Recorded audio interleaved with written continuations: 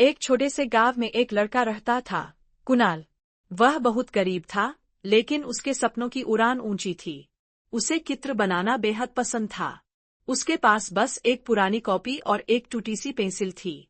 लेकिन हर दिन वह उन्हीं से पेड़, जानवर, आसमान और सपनों की दुनिया बना डालता।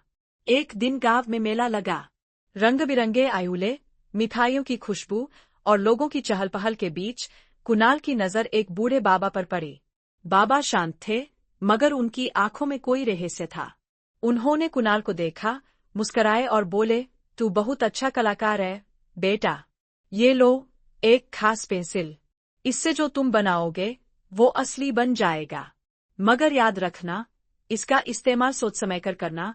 कुणाल को यकीन नहीं हुआ, पर जब उसने उस पेंसिल से एक सेब बनाया और वो सचमुच उसके सामने प्रकट हो गया, तो उसकी आंखें चमक उठीं।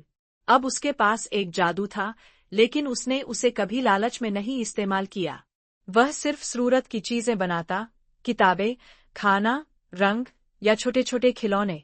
और जब किसी की मदद करनी होती, तो चुपचाप कर देता। फिर एक दिन गांव में भयानक बाढ़ आ गई।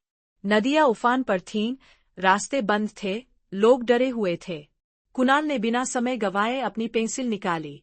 उसने एक मजबूत नाव बनाई और लोग उस पर सवार होकर सुरक्षित निकल गए। फिर उसने एक पुल बनाया, जिससे गांव वालों को राहत मिली। लोग आश्चर्य में पड़ गए, इतना छोटा बच्चा और इतनी समझदारी। कुणाल बस मुस्कुराया और कहा, अगर कला से किसी की जिंदगी बदल सकती है, तो वही असली जादू है।